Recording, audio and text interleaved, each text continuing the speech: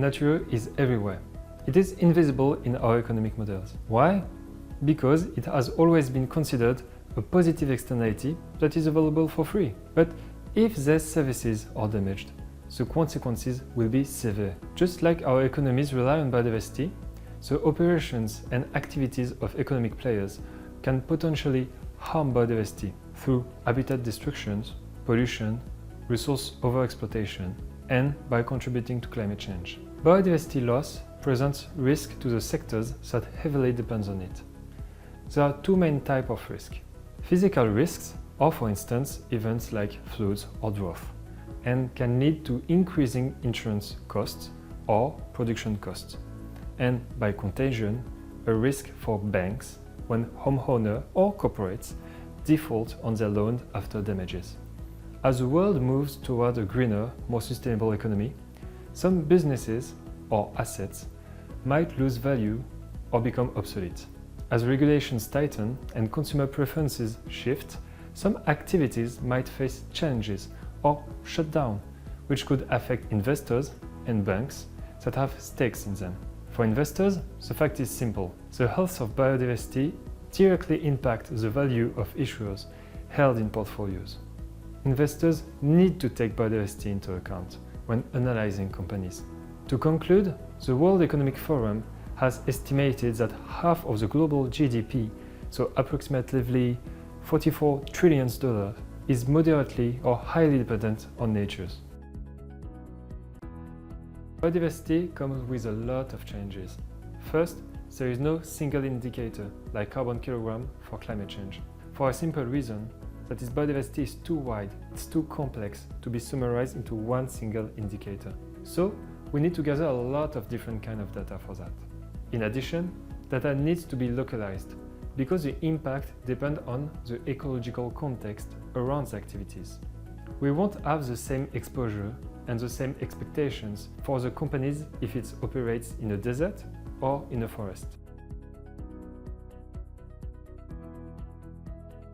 To address these changes, we have developed a specific framework on two pillars. First, we assess the company's exposure to biodiversity. It means the impact and the dependencies. For this, we assess the impact that companies' activities have on biodiversity, as well as the company's exposure to key biodiversity issues at a specific local level. For this, we study the company's strategy and performance in terms of biodiversity and the potential controversies it has faced. We then build a biodiversity matrix with exposures and management to assess if the company management match with the exposure. Our biodiversity assessment comprises 9 key biodiversity subtopics, including pollution, water, forest, or restoration. This matrix facilitates the identification of the key biodiversity issues at risk for a given issuer. It also provides a guide for more accurate and specific engagement with companies that are the most at risk, which will lead to improved practices or the exclusion of a company from our sustainable investment universe. Candriam, as an asset manager, has made commitments to protect biodiversity based on 4 pillars: exclude, integrate, engage, and report. First, Candriam exclude companies whose activity and practices are incompatible with biodiversity preservation. Indeed, certain activities are considered fundamentally incompatible with a world that respects biodiversity. This includes the production of pesticides for the agricultural sector, the development of genetically modified organisms, and certain controversial mining practices, such as deep-sea mining. Additionally, companies that lack sufficiently advanced management practices on issues identified as critical by our biodiversity model are also excluded. The second pillar is the integration of the biodiversity into our investment strategy. The third pillar is stewardship, by engaging with companies that represent the largest impact, exposures, or controversies.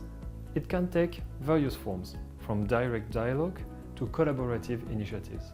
In a commitment to transparency, we pledge to publish our biodiversity footprint indicators at the scale of all our Article 9 funds, along with their evolutions over the year and a comparison against the benchmark.